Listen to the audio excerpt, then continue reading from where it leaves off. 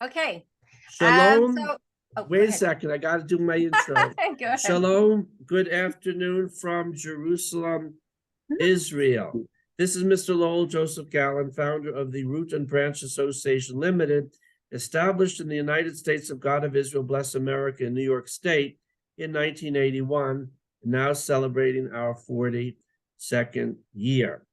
Today is Wednesday, May 17, 2023 in the Gregorian calendar, and it is the 26th day of the second Israelite Hebrew month of Iyar in the Hebrew Israelite calendar, year 5783.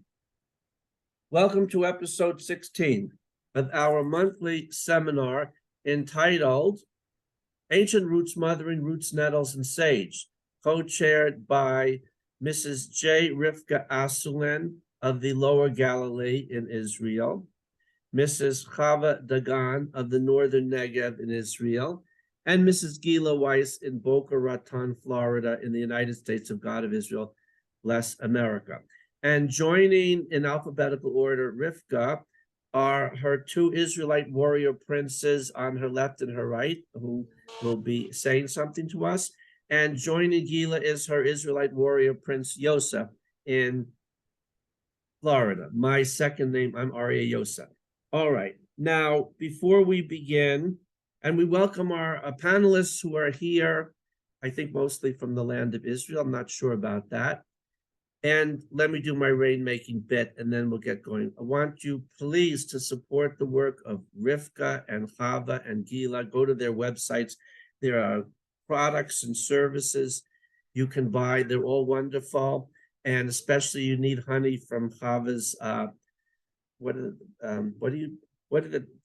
you call those things that the bees are in? The hives.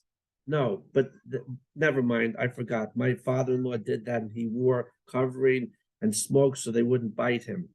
So, and please support their work, and please support yours truly's work to build our Hebrew Bible-based Fifth Israelite Monarchy Broadcasting Network from Jerusalem, Israel, to honor the Godland, Torah, and people of Israel and all humanity. Fifth Israelite Monarchy, see the book of Daniel, chapter 2, verse 44. Please click on the links below. And now, ladies, in alphabetical order, Chava, Gilla, and Rivkah, and associate Israelite warrior princes, it's all yours. All right. Thank you, Lowell. So welcome. This is so fun to see your kids here. I couldn't get mine to come. They're like so shy, or I don't know. So anyway, thank you guys for coming and joining us. This is really cool. So the whole point of our kids being here is we want to dedicate this show to Mother's Day. It was just a few days ago or 2 days ago in the States and whatever. I need to point out that Israel perhaps used to have a Mother's Day, but it has been whatevered into Family Day, which is always nice, but what happened to the mothers? So we wanted specifically at Ancient Roots Mothering to dedicate this podcast to mothers everywhere, to Mother's Day, which is so special and should never be deleted from the calendar, because the agenda is to delete us from everywhere. Delete the mention of mothers, females in general, so that we don't have that connection anymore, so that we can't even identify what is a female or a mother anymore. This is the agenda, and we refuse to let that go lightly. Mothers are so integrated into our lives, into the very foundation of humanity, right? Where are our children coming from?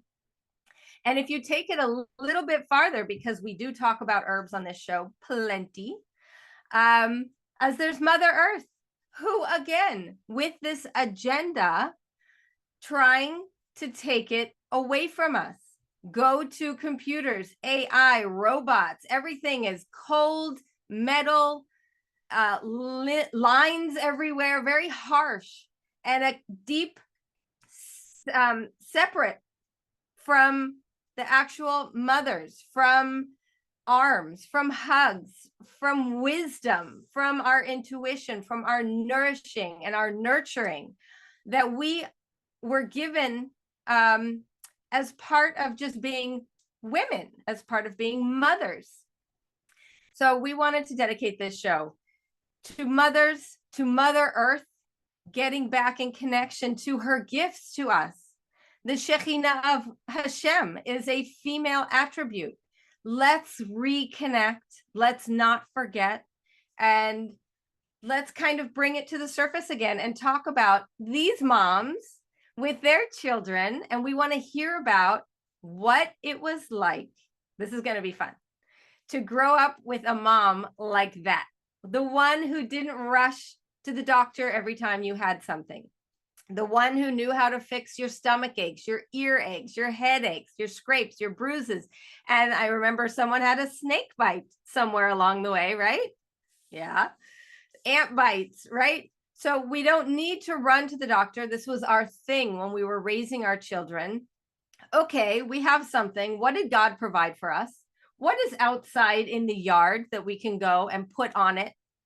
Or drink some tea to give ourselves the antibiotics and everything that is in plants and flowers. So we want to hear from you guys today. This is going to be really exciting. Who wants to start?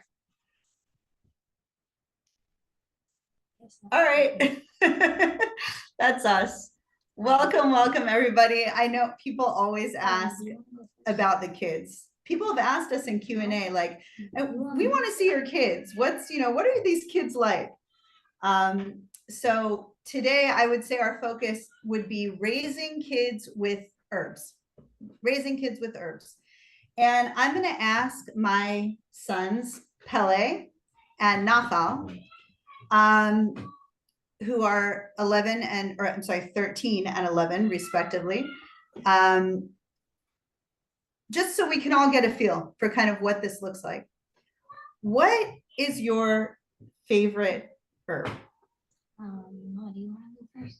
You can say it first. Okay, so I know a few herbs, so I'm just gonna list a few. But there's yarrow, which is good for a lot of things like clotting blood, for cuts, bloody noses. I'm pretty sure one of its nicknames translates to like something with bloody noses. So Nosebleed. Yeah, that's one of its common names. And then there's also elderberry, which is pretty cool because it can help when people are like sick. You just add it to a drink and it can help with like stomach aches or when you have like the cold or something like that. Too. I'm not really sure if I have a favorite because there's a few that are really cool. But yeah. He sounds like an herbalist already. I can't say my one favorite. If you were really hard pressed to say your favorite herb, like if you were stranded on a desert island and you could only have one herb, what would you have with you?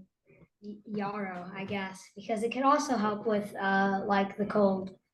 Maybe not as effectively as elderberry, but still pretty effective. That's my boy right there. I think yarrow. All right. I would say probably the same thing. Okay.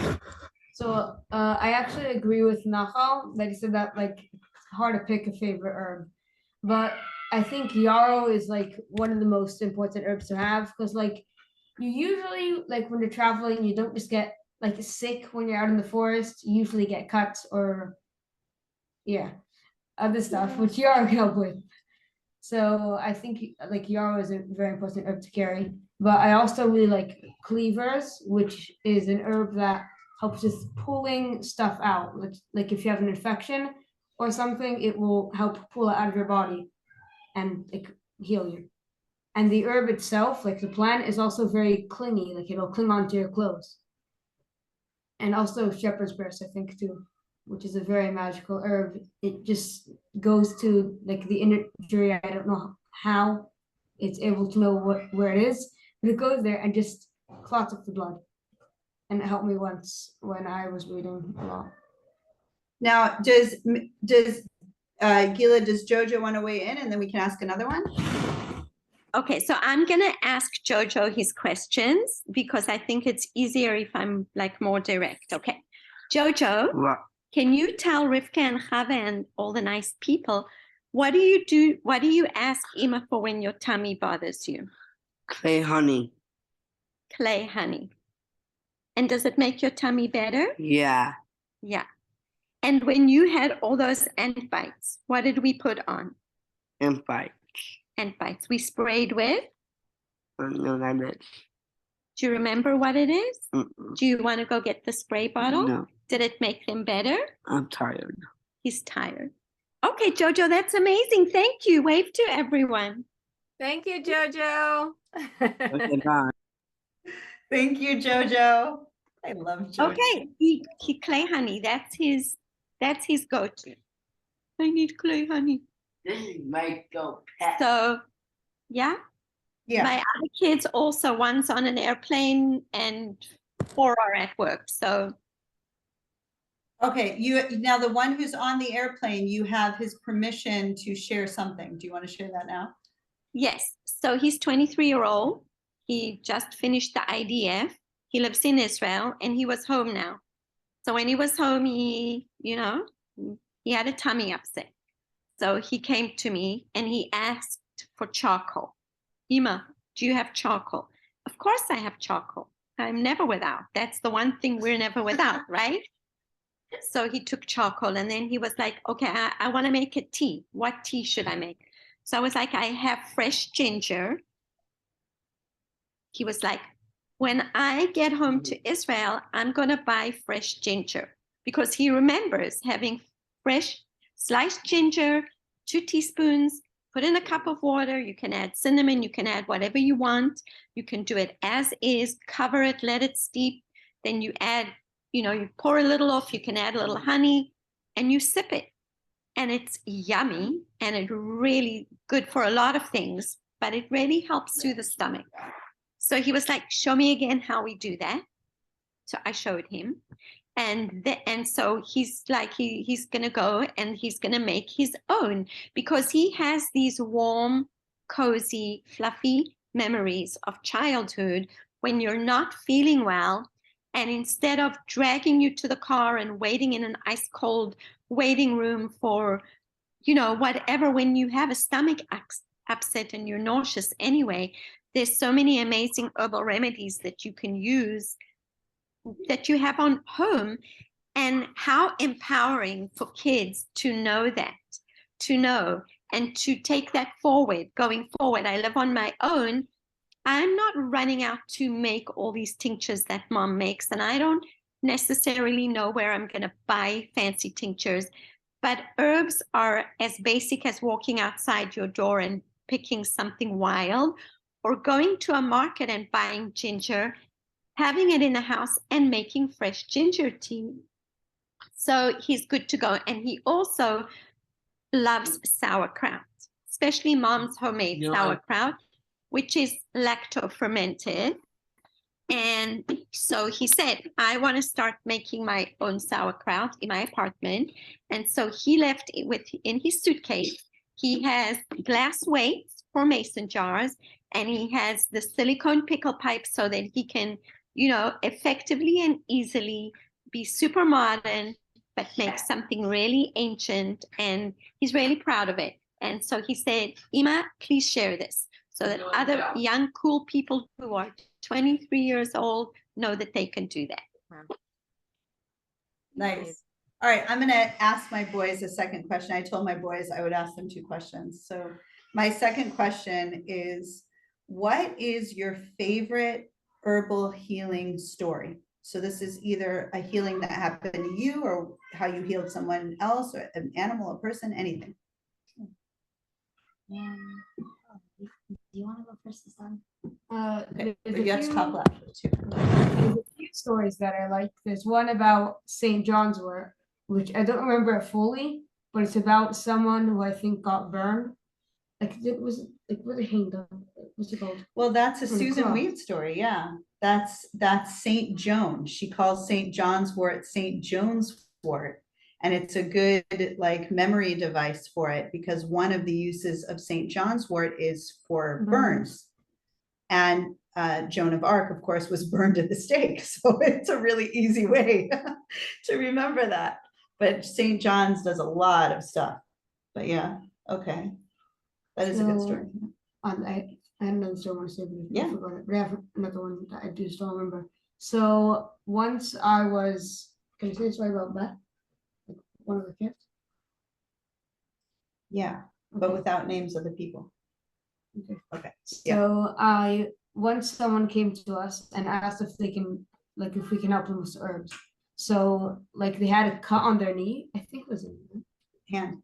was hand. Yeah. Okay. So they had a cut on their hand, and it was like green, like it looked like it had like poison in it or something. And like my mom was trying to figure out what herbs to use, and I thought because it looked like a cut, I thought putting yarrow on it would help.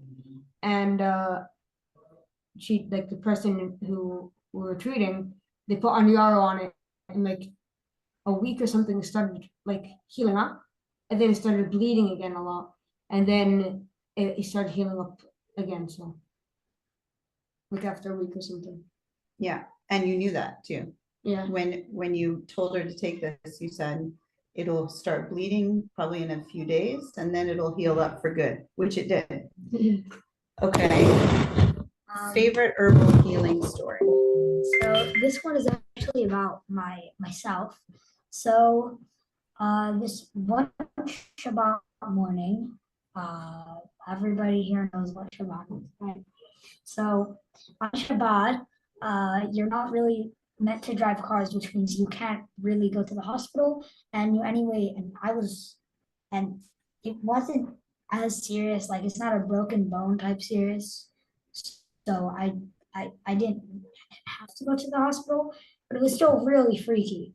So pretty much what happened was I started to get a bloody nose, and I get bloody noses a lot. It's a problem that I have. My nose can get dry and bleed. Usually the thing that we would do and that my mom would do is put like a drop of yarrow in my nose or a drop of yarrow on my tongue, and that would like seal it up very quickly, very effectively, and I wouldn't really have to do much. Just like a drop in the nose. Might burn a little bit, but then it would heal and would be okay.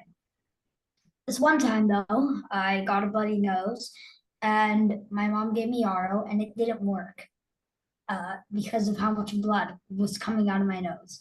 I filled up multiple, I had to change multiple cloths that are like this big, that are like, what's it, cotton, something like that.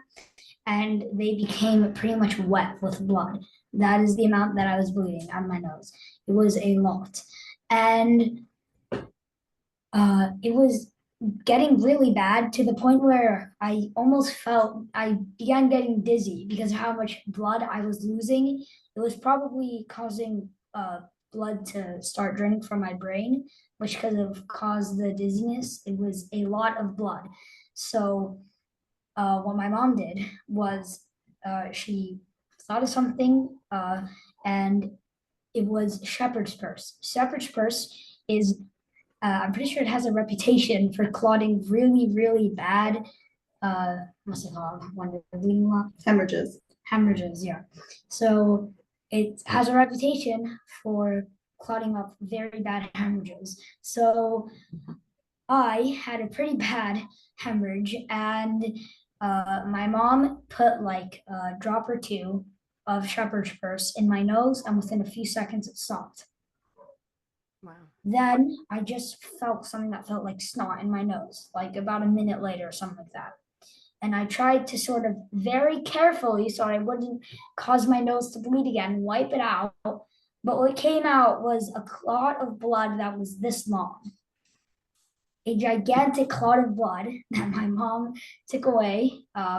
Probably she didn't really want me to see it, and I also didn't. And I don't think I would like to see it either, because it was probably pretty scary. So a very big clot of blood came out of my nose, and after that, my nose was pretty much fine.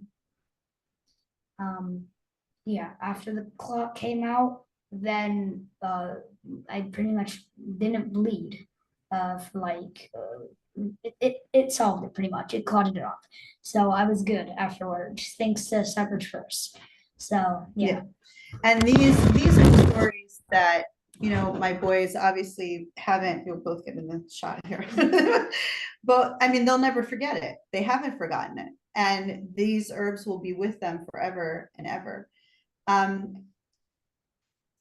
I guess just some quick questions, yes or no questions. Like, would you say that, or could you tell our viewers, have we healed everyone in our family with herbs? Yes, Yeah. for sure. When they're sick or when they get cuts or anything else that is like not that major, like a bullet wound or a broken bone or something, you can just heal that with herbs and it's not that hard to do. You can with broken bones too, but thank God, hopefully we won't ever have to deal with that.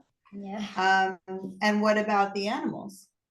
So And can I we have say like a bunch of animals. that you can so so we healed yeah say. With I Kojima, remember with yeah. their eyes, So pumpkin, as a few things we helped the cats with using herbs. One of them was fleas.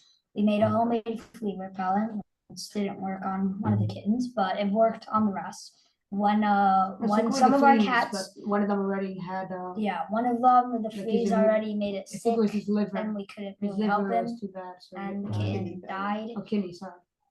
The kitten died, but the other two ended up living probably because of us, because we made a spray. I think it was out of rosemary and maybe some lemon. I'm not entirely sure, and a few other things possibly. And we put it in this little spray bottle. And every day we would go outside to these tiny little kittens, and we would spray some of the spray on them and like rub it into their fur. And you have to brush them. And then we would brush them, and they would look kind of weird with all of these, like when cats get wet, their fur like stands up. So it was they had like little spikes of fur on them, but yeah, and it helped. And the fleas ran away, and they left the kittens alone.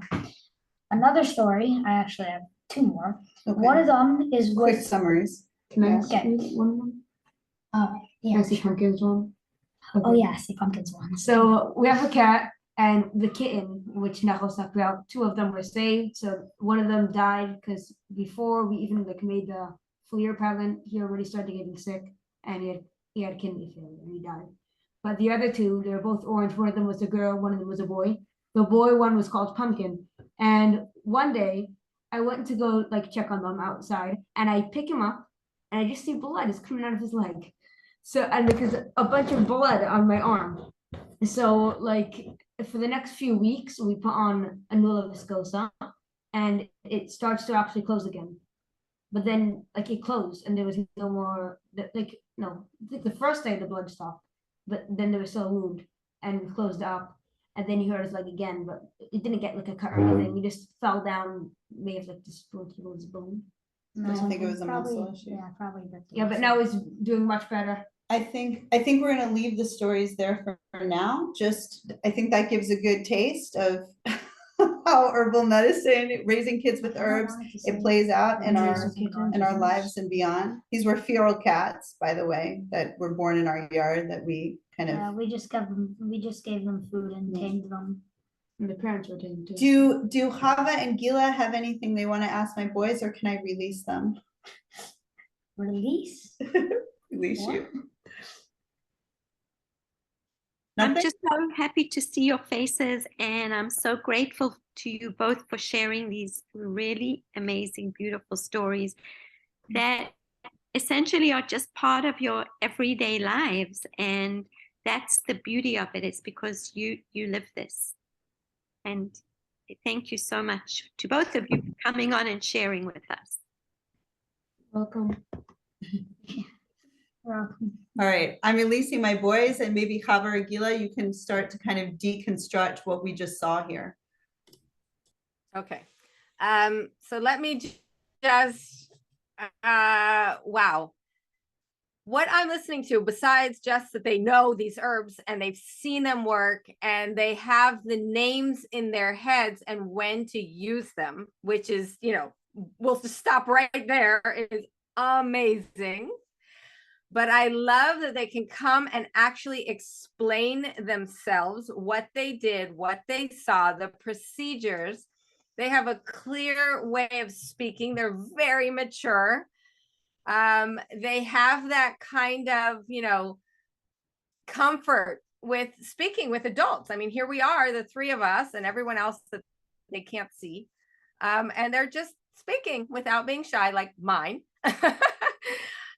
So I just kind of wanted to bring it in that this is not only about herbs. This is about self-confidence. This is about trusting in God's gifts to us to use on our bodies and our animals. This is about not being afraid all the time. Like, Mom, what do I do? Let's go to a doctor, or what, freaking out. No, it's like, okay, take a deep breath. Now, what do we do? And just getting in there and going through your medicine cabinet and saying, we need this, let's go try it. If it doesn't work right away, right, there's no ill effects most of the time. You say, okay, we gave it a day or two, we didn't see an improvement, let's try something, but with this calm, I've got this, right? If it didn't work with this one, we'll try this one. And I just love that attitude of coming to an emergency situation in a sense of calm, and it's rubbed off on your children. And it's just, imagine the whole world like that, right? Imagine if every bus driver who's like, yelling at everyone, or a taxi driver or a teacher or whatever, if they come to every situation with this calm, self-confidence, maturity, and taking responsibility. Like, wow, Rivkah, that's just amazing. Thank you. Well. Actually, what I thought is so amazing. I know Joseph was on. Jojo is fine. He's Jojo to me. Yeah. But he was on for a very short time. But we do get asked about children with special needs. And Jojo does have Down syndrome. And we have, lots of people who really wonder, is herbal medicine relevant for people with special needs, for children with special needs? And as you can see, it's extremely relevant. There's no difference whatsoever. And not only is the impact the same, you can solve problems. It doesn't matter if someone's special needs or neurotypical or non-neurotypical, that's irrelevant. You can, cure scrapes and cuts and all sorts of things, regardless. But the fact that people with special needs, just like people who don't have those same special needs, can all retain this information and know what's helpful for them and know what they need and even help themselves, which I would imagine is very empowering. Gilla, maybe you want to speak about that. The fact that he knows what to do for a stomachache, exactly the remedy. Right. So I really think, when I was thinking about our show today and Mother's Day, mothers, ancient roots mothering, our ancient mothers, and connecting to our essence of our feminine essence of the archetypal mother, it's all about healing. So yes, you saw my Jojo, Yosef, and he knows certain things. He does. He knows yarrow too. When your boys mentioned yarrow, if you saw his face, he looked at me, but then he was done, because ant bites, yarrow spray. So it is empowering. And I would say that it is empowering to all kids.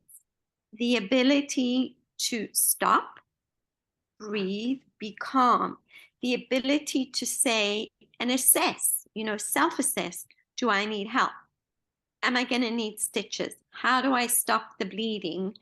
What do I do first? And it's not the panic, it's the ability for the critical thinking, and like Chava said, the responsibility and the connection to healing, the natural healing. So even Jojo, he knows, we can find pretty much anything in the kitchen. I have cabinets and tinctures and all kinds of things. but even something simple that's usually on the counter, like clay. And I always share with people, I share a jar of clay on my counter. It's used for teenage pimples, it's used for blisters, it's used for splinters, so many everyday things that it's, if you make it accessible for the kids and it's on the kitchen counter along with what you're fermenting, it becomes part of the culture that they absorb into themselves. And with Jojo, if we're out in the garden and we're harvesting something for a tincture like Biden's, it helps even someone with special needs to make that connection, which already is something healing. And the empowering of us mothers when we are herbalists. And when I talk about herbalists, I am specifically talking to parents, mommy herbalists. Any mother who makes a tea, a calming, soothing herbal tea, when their child is not feeling well, is a mommy herbalist. In traditional Western herbalism, healing is often way more or way less than the herbs, and this herb for that, and that herb for that, and what do I do for that? And as a mother, when we make a cup of lemon balm or chamomile tea, we probably add honey. We wait for it to cool down a little. We may even put it in a favorite cup. And when we come to our child, we'll put our arms around them. We might climb up on the bed next to them with the book. We might just hug them or gently caress their forehead. With little ones, we're going to touch their little feet and massage their little feet. And while we're doing that, we're infusing a healing vibe, a healing essence, a healing atmosphere, and a healing energy. Today, we know all about energies and frequencies. We're infusing and the touch, and it goes along. So then you have a 23-year-old who remembers ginger tea, not because he categorized ginger for this, chamomile for this, but because he has a memory of, oh, I felt terrible. Ima loved on me and, brought me warming tea and gave me comfort. And I think it's so lacking in today's mothering, healing, herbally raising our kids. It's way more than just take this for that. It's the whole essence of being there, and touch, massage, pressure points in a gentle, fun, loving way. Chava, Rivkah. Go ahead, Rivkah. Me? Yeah. I mean, I think that's the foundation, because we can tell you about how we raised our kids with herbs. Gilla was talking about taking Jojo out to Wildcraft, and Pele said it when he was talking about cleavers. I loved it. He was just like, and the actual plant will stick to you. And he's like describing the different elements, and he's absolutely right. And he's not saying that because he read it in a book and these are things that he should remember. No, he knows that cleaver sticks to you because he's been out in the field wildcrafting cleavers, and we made crowns and we stuck it on our clothes and made, vests and all these fun things and played games together. That's how you raise children with herbs. It's it's something they're never going to forget. Not only when they're sick and all of the nurturing, which we're going to get back to in a second, but those memories of being outside wildcrafting and identifying the plants and feeling it, touching it, tasting it, putting on their clothes. So, you see the difference. This one has a gray fuzzy film and this one has that.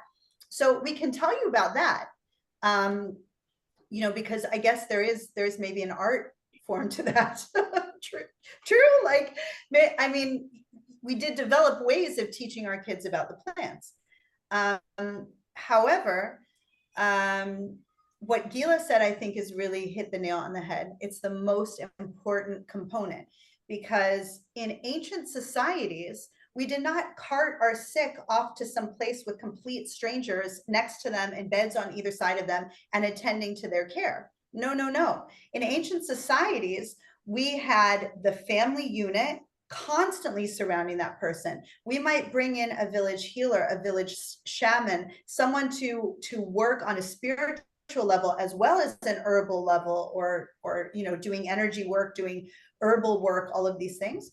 but typically it wasn't in a vacuum. In other words, if the healer was, you know, taking some kind of spiritual journey to try and find a cure, the family was surrounding the person physically and also praying over the person and participating in that energy work, and right there alongside the entire time. This is healing, you know, it's a unit, it's a family unit. Now, in this society, Chava talked at the very beginning about erasing our family unit, erasing the mothers, the most intrinsic part. I mean, it's not an ideal world, but we've learned that single mothers can do a fabulous job raising their children. Not ideal, not ideal. God created a mother and a father. That's ideal. But now we're trying to take away the mother as well. Now you've got nothing. You've got just kids with nothing. And you know, I don't know, I could go off on a million tangents about communities, and we've talked about sitting on the porch shelling peas. Chava's talked about that in past shows together. Doing the laundry together. I was just talking with my kids about this morning when one of my kids asked about, well, how did people wash their clothes in the old days? I said, well, the old days, if you mean last year when our washing machine died, and I washed the clothes by hand in our bathtub, you know, yeah, I'll tell you all about that. And so he started saying, like, did you like it? Was it fun? Like, it was not fun to be alone in the bathroom washing 60 kilo of laundry for a family of 9. That was not enjoyable. And then my daughter, who had overheard it, she comes in and she goes, well, that isn't how people used to do their laundry in you know, in ancient times. And not ancient could mean just a few generations back, by the way. She said, you know, the women all gathered on the same day and they washed their laundry together and they talked, and there were women's spaces and sharing information like herbal remedies and all these things. And the children were underfoot and they were learning about herbal remedies, or about Aunt, you know, Joanne who got sick and what did we do and whatever. Like, they are right involved and they are ready, present and ready, absorbing it all, ready to take over in the next generation and be those people. We have a society of completely ineffectual people, completely ineffectual, who cannot handle the most basic situation, a cut, a strep throat, an ear infection, eye infection, and nothing. And they're terrified to do it. And the healing touch, and then I'll end, just to come full circle. The healing touch, which is the center of it all, it represents that love, that community, that family, everything. We outsource that to other people who've got these degrees, but they don't know the kids. They don't know that this kid, whenever he's nervous, he vomits, and it has nothing to do with an illness. Or whenever he gets sick, he vomits, even if it's a you know, poison ivy or whatever, you know. They don't know those ins and outs. The family doctor used to, the village doctor, the village healer. Of course, the mother did, the father did. They knew what to look for as far as constitutional patterns in their children, in their loved ones, so that they could be involved in facilitating healing at what would be considered a very high level, especially by today's standards. But there was a doctor, I forget who, and I was looking through my notes to see if I could find it. But there was a doctor who said that something like 90% of injuries or problems to the body will resolve on their own with nothing more than love and being surrounded with the people you love and have caring people. There was a time not so long ago, my own mother, okay, so, and I'm not that old, I'm still alive, thank God. So my own mother, that's just one generation above me, when I didn't feel well, it was understood that I had something warm, if it was the chicken soup or a tea or whatever. It didn't even matter what tea. You know, she didn't know anything about herbal medicine, but I had something warm, went to bed, tucked into covers, and had to get lots and lots of rest. And if I wanted to go watch TV or something, it was like, no, you need to be resting. That was common sense. You know, to just be loving and rest. And now it's like, give them the Ecamol, let's make the fever go down, get into Dagan, get where you need to be. It didn't exist, all gone. Okay, you have a problem, let's take a pharmaceutical, cover up the symptom, go to work, do whatever. You know, you have whooping cough, fine, don't tell anyone, just go to work, do whatever, with no real desire to heal. And we are living with the consequences of this inhumanity towards our own. So I'll just add before we end, since my kids aren't here, I'm just going to speak for them, if that's okay.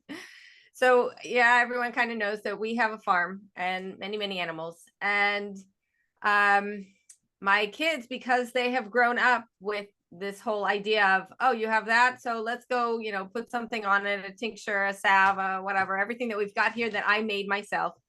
As we have the same thing for the animals. So we'll have a spray bottle. We talked about rosemary. That's one of my favorites. I just have a whole spray bottle of rosemary tincture spray outside, because animals get into all kinds of trouble and there's always something. Either the flies are bother them, or they have a cut, or they have some other kind of injury.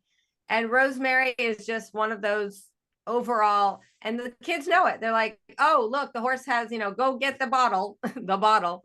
And that, you know, so without me telling them, it's just there, and they know how to use it, and they know what to use it on, and they know when to use it. It's very simple story, but it's just kind of an overall, every single day, where's the bottle? Where's the bottle? Go get the bottle. It's so good for many things. And the kids know that. So they're their own veterinarians outside without even needing me around, right? They have their one thing that they really, really know really well. And they have so comfortable using it, and they don't ask, they just go and they get it, and they take care of their animals. And their animals, thank God, are healthy and thriving because of their care, under their care. And again, because of the love, because of their attention, because, oh, they noticed that this one's limping. What happened? So you have to go and find out. So those are my little veterinarians outside. Yeah, I'd like to add that I think we also, by the way, that's how my kids get involved, is with our dog, you know, and using herbs to treat the dog. He has a cut on his ear that is, you know, we've been treating for months. So, but the kids are involved because they see it, and, oh, it's getting better. Oh, it opened up again. Maybe you should try something else, you know. But it's given, it's obvious that we can do it, that, you know, we help, you know, in the healing process. We don't have to rush off to goodness knows what. And sometimes the advice that's given, you know, I like my kids to know what's going on. And so, you know, for an example, with the dog, we had to take our dog for something unrelated, and never mind. Someone looked at the dog and saw the ear and was like, oh, you know, you should put some peroxide and antibiotic ointment on that. And I was like, okay, great, thank you. So we got home, and I think I shared with you that I told the kids, let's try this for a few days, because it's an opportunity to learn. Maybe it works. Maybe it helps. It's all the experience of life. It's not, my mother said, but this one said, let's experience. That's what life's about. We can make choices, and that's huge. And yeah, it didn't really help, so we went back to the herbs. But it's also this opportunity for children to know as they're growing up, and I have adult kids, your body, your choice. And your choice may not always be the same as my choice, but that's the important thing. Medical freedom, the ability to think and to make a choice and to form your opinions. As mothers on this 2 days, 3 days post Mother's Day, it's time for all of us to revive and make it super cool to be career mothers. Me, Chava, and Rivkah are all the products of, and the journey and the result of, and still living it. We're career moms. We put our fancy diplomas and whatever somewhere, I don't even know where, and we opted to do the most important job of our lives and to give it everything we got. And in the end, what we've gotten back and are getting are skills that we couldn't have got anywhere else. Whether it's child psychology, whether it's different ways of discipline or unschooling and homeschooling, whether it's learning to focus on the relationship more than anything else. And only a mother who's really bonded and invested can truly do that. That's not to say you shouldn't have outside interests or works, but it means that investing, infusing, and diving deep into motherhood means you can actually hone your skills as a farmer, as you can learn to do things with your kids. You can go out on a boat and do a stint in marine biology when they're homeschoolers in middle school. You can pick up knitting and crochet the cutest little cloth diaper wool covers. And from then on, you can learn to knit a sweater, and your kids can learn as well. It's just so rich and so full, and it's time to be proud of it and not hide in the corner. I'm not a housewife. I'm a career mama, right? For sure. You know, you said child psychology. I mean, there are issues unique to children, but child psychology is human psychology, people psychology, animal psychology, sentient being psychology, everything that's not an inanimate object. Psychology. You know, psychology. It goes beyond. I mean, we really are all one. We're all products of our creator. And, you know, I was thinking about the animals. You know, Chava and Gilla know that my kids and I have just healed a severe breast infection in a nursing cat, another kitten story. You know, these are just feral cats that live in our yard that we kind of feel a sense of responsibility for. And they come to us when they get sick. This breast infection was so severe, I'm not going to go into a million details, but suffice to say that her breast exploded and was oozing pus for about 9 hours. And so much that her lower breast was a flap of skin lifted up with a nipple on it and everything. It was so deep. I had never seen anything like this. And she was so ill. She was with fever, panting, the mother cat. And she, who was typically a very doting mother, as most animals are, provided their process isn't interrupted. Reference one of our earlier shows where Chava spoke about that in detail, probably one of our first shows. And if her kittens would come near her, she would growl. And she was just curled up in a ball. She was in a terrible situation. I didn't know if she would make it. We actually took over like feeding her kittens every couple of hours. They had just started solid food. So we were able to come up with stuff for them. And in the meanwhile, we started to treat the mother. And I knew that if this mother didn't heal, I had 4 motherless kittens in my yard. And thank God she, you know, it took a few days. She couldn't nurse for 2-3 days, maybe. And then things started healing. And now there's just like a little scar where the ripped skin that had completely exploded reattached on its own without stitches, without anything else. It reattached and there's a little scar tissue there and a little uneven, you know, attachment where it went, but otherwise as good as new. And I walked outside with my husband, my kids were around me, and we were just watching her nurse her babies. And she's so happy nursing her babies, and she's out there playing with them and everything. And we were outside, and my husband turns to me and he says, like, you know, she's able to nurse her babies because of you. I mean, these are stories that will never leave you, you know, because it's thankless work, mothering and nurturing and caring for people and being a healer and a community healer. But there's no price you can put on that. And the knowledge that these 4 little babies have their loving mom, you know, for another day, hopefully for their whole lives, you know, because of some work that we put in, because we weren't afraid and we kept at it. And incidentally, I did call a vet because when I saw how deep this was, I was very concerned. And when I called the vet, she said, I don't know, this sounds like a mess and it's a feral cat, like, you know, let her die, basically.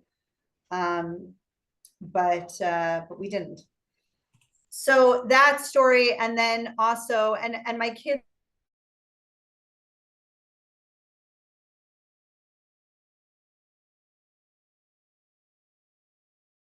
are involved in it. My kids helped me hold her still to put the medicine on, and the day when a million things are happening, people, neighbors, word of mouth, you know, I have an emergency, can I come over, will you take a look at this and help me?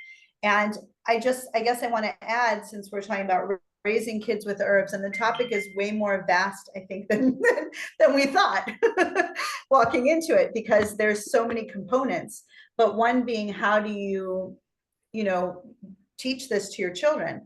So my kids, especially Pele, who you saw here, he has a natural aptitude. He spoke about how he helped a neighbor with a problem. That was his call. He sized it up. The herb was his choice. The protocol was his choice, to share with that person, to recommend to the person. Of course, they chose to listen to a child who seemed to know what he was talking about, and he did, thank God. But last night we had someone come by who had this problem, this rash all over the legs, and people know when they come to my house now, you know, they don't just come to me, they come to me and all of my children. And my children, I call them up, I won't even see the person unless I have my kids who want to join me with me. And we walk through it, and, you know, I go through everything, even asking them, you know, can my son feel the bump here, or is that okay? And they learn about protocol and speaking with people and taking time with people, and all of the bedside manner, in addition to actually making like a clinical herbalist diagnosis of what they're seeing. All words, by the way, we're not allowed to use. We don't diagnose, right? We have some other word for that, but I've made that speech before. So my daughter Karen just joined. Hey, Karen, thank you for joining. You have to unmute yourself. Can we bring, wait, I'm gonna bring Karen in. Sorry, you guys, we're gonna go a bit longer. Hi, Karen. Okay. 5 minutes. Hi, Karen. Hey, Karen. How are you? Thanks for having me. She's so beautiful. We're delighted. So this is my beautiful Karen. She's 30 years old. She's doing this for her mama. She lives on her own. She's not too far from me. But Karen was raised herbally, and I remember even as a teen, sometimes she would bring her friends, and she would say, like, remember some of your friends. Yeah. This is Weiss, I have this. Can you have something for my skin? You have that. And so I always felt that was so special, because, they felt comfortable enough through their friendship with Karen and being in our home. And through Karen infusing what she got from me, she infused it with her friends. And I always loved that. And Karen, till today, like, she recently didn't feel well. And what did you do, Karen? I didn't feel well, and I had some ginger tea. I mean, are you talking about my finger? No, I'm talking when you felt like you had stomach virus. Oh God. I drank charcoal. And also, I mean, there was like a disclaimer where it's like, I know it's going to hurt, but I know that it's going to give me the result. I know it's going to heal me. I know it's going to do what it is supposed to do inside of me. So I did it, just closed my eyes, quickly did it. Stomach virus is no joke. It was awful. My mom started getting it a couple hours later. So we were both in pain together. But yeah, I drank charcoal. No regrets. Karen, do you have a favorite herb, or something that like, if you were stranded on a desert island, you would want to have with you? Well, always vitamin C, always, no matter what. Always vitamin C. But something that a lot of people don't know, when I was 19, I started to experience really bad depression and anxiety, and I started taking St. John's wort. And it was the type of thing where I was taking it because I'm always open to herbal tinctures. And then it was like kind of like one day, like, oh, I feel okay. I feel lighter, you know, so that was life changing for sure. I think we should add in here, because before Karen got on, Pele talked about St. John's wort, and we talked about St. John's wort because of its indication for burns as well. So you can see it has it's like this multi-purpose herb, as so many of them are. Yeah. Oh, that's amazing. What about like any, I mean, I guess that's also a very amazing healing story. Is there something else that you've seen with one of your siblings or one of your friends that you felt was really an amazing healing? My medicine? mom makes this herbal wound spray, which is for topical use. And one of my friends has been using it for years. She lives in New York, so once in a while she'll call and say, can you send me a couple bottles? Every time I go visit her, bring her a couple bottles. She uses it in her skincare routine and just swears by it. True. So, I love that. I forgot about and I mean, that's also something that no matter where any of us go, any of us kids, a trip, you know, down to Miami for the weekend, my mom always sends that, their herbal wound spray. It's like a staple. True. Yeah. Do you have certain herbs that you carry around that you just have around in your own home, or do you go to mom's house and raid her kitchen? A little bit of both, a little bit of both. Something that I always keep around me, echinacea. Always, yeah. And are you able to talk a little bit, just kind of briefly, about what you might use that for? Like, so I use echinacea when I feel congested, when I feel like a sore throat, my ears are blocked, if I have a cold. It helps to clear my airway, to breathe better. And because of its strong taste, it's like I feel that immediate, the second I taste it, the second I take it, it's like, oh, okay, I feel it, you know, which is kind of like a relief, because like when you take something, you want to know that it's working. So that's something that I always turn to. Yeah. Do you take it as a tincture? So I take it as a tincture. I also have it in capsule form, but I prefer it as a tincture. Are you one of the people who can get that little like fuzziness on the tongue, the tingle on the tongue when you take it? Yeah. Yeah, we all of us. Nature. The sign of a good tincture. Yeah. Everyone hates it, but I like it. I've always liked it. Is there anything you'd like to share with our audience about herbal medicine? Some people might be completely new. Some people might be thinking like, yeah, there's no way this stuff really works. Right. Well, I mean, I had this infection in my finger, and it was like between the nail and my skin, and it was getting progressively worse and extremely swollen and hard. And every time, you know, we tried soaking it, we tried squeezing it, and we noticed a red line going up my hand into my arm. And, you know, one of my friends was like, go to the hospital, don't hesitate, go, go, go. And I was like, wait, I'm going to try something. Like, I'm like, Ema, what do we got? Let's go. And we tried a couple things and it worked like magic. My skin healed. You can't even tell, there's no scar. What we did was we used charcoal. We used Echinacea. Echinacea, but what's the other thing? The something root? No?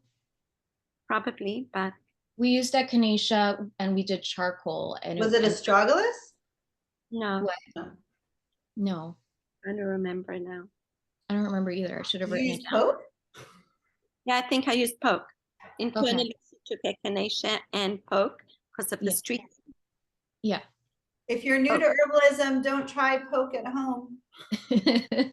I don't No, remember but that. I'm always, One you know, yeah. And we soaked and just like being open to the process. And I wasn't worried, you know, yarrow. Yeah, that's what it was. That's what it was. But growing up the way I did, I'm always, my first go-to is, okay, how can I treat this naturally? How can I treat this at home with herbs? And, you know, the healing powers, not many people realize how powerful and strong these herbs are. Thank you, Karen. That's so Amazing. beautiful. You're Beautiful. welcome. I think we can wrap up. If Karen wants to stay, she can, and we'll open it up to Q&A. Thank you so much for coming, Karen. That's My you missed pleasure. the, Thanks my for kids who were here earlier, and your brother was Oh. here as well. And Oh. he's amazing because he's just amazing. But anyway, Next time. okay. You right, can bye, just see him guys. like in a few minutes. All Anyway, we'll shoot this over to Lowell and then open it up to Q&A. Thank you so much for joining us. Please consider raising your children with herbs because children are watching. There's a Sondheim song from the play Into the Woods. Children will listen. And they are sitting there and they're watching. And when someone gets sick, your reaction, your response, if it's, oh my gosh, quick, call an ambulance, we have to get to the doctor. You're gonna pass that on. That's gonna be part of your chain. You know, we talk about the broken chain. So that's what you're gonna pass on. That's what you're gonna get. That's how it's gonna go unless someone solders the broken chain. And if you encounter illness or injuries, they happen to everybody. So if you encounter it with, oh, we're gonna be calm. Oh, this is okay. All right, what do we have? What can we do? It creates a whole new way of thinking, not only about herbal medicine and healing, but about self-reliance, responsibility, and just in general, how we perceive the world.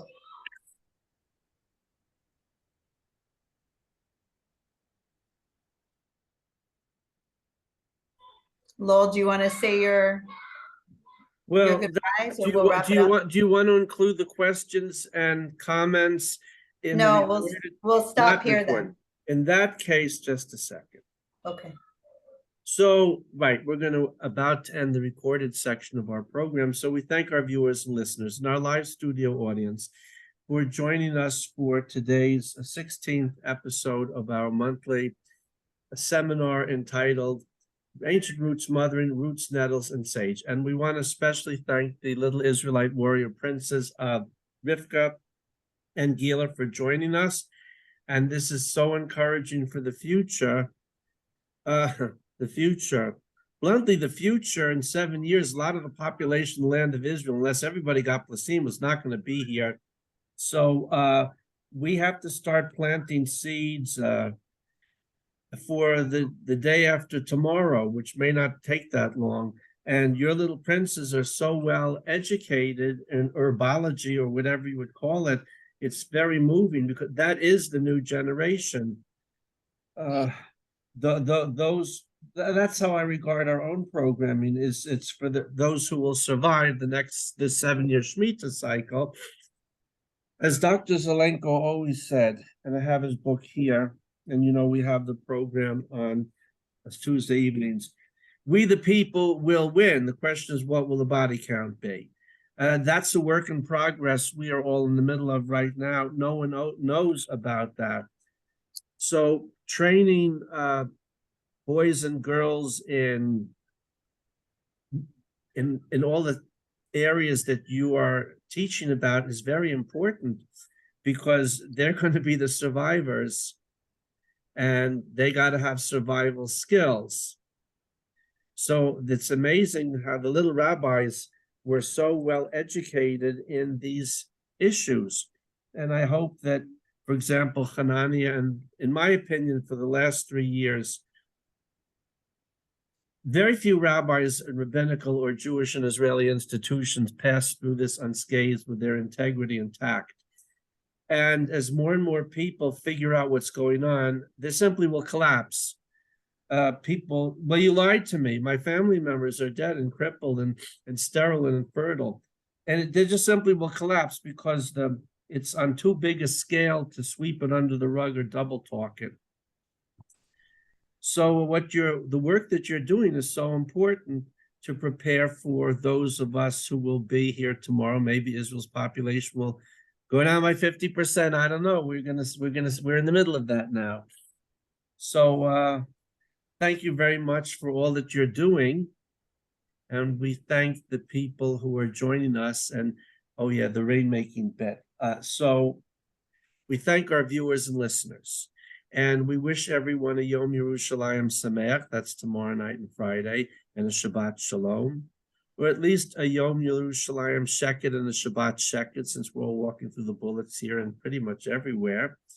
And then we will see you in a month, next week on Thursday night and Friday, Shavuot, including the 7 weeks from Passover to God's presence. He has no physical form, coming down on Mount Sinai with the 10 Commandments. So hopefully we'll all be here in 4 weeks.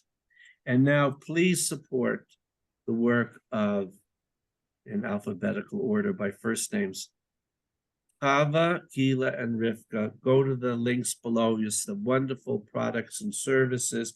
And I always keep coming back to honey because I'm a cookie monster and a honey junkie.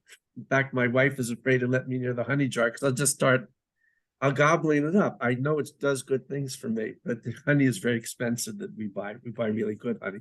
We have to come down to the Negev to get this honey. And one day I hope to do that from your farm there. Is it sold in any retail stores or only from you directly? I actually right now don't have honey for sale. My neighbors do though. Okay, well, we want those bees to keep buzzing. We need them. And please support yours truly's work to build our Hebrew Bible-based Fifth Israelite Monarchy Broadcasting Network from Jerusalem, Israel, to honor the God, land, Torah, and people of Israel and all humanity. For the Fifth Israelite Monarchy, please see the book of Daniel, chapter 2, verse 44. Now we will conclude the recorded section and go to questions and comments off camera. Shalom to everyone from Jerusalem, from Florida, from the Lower Galilee, and the Northern Negev.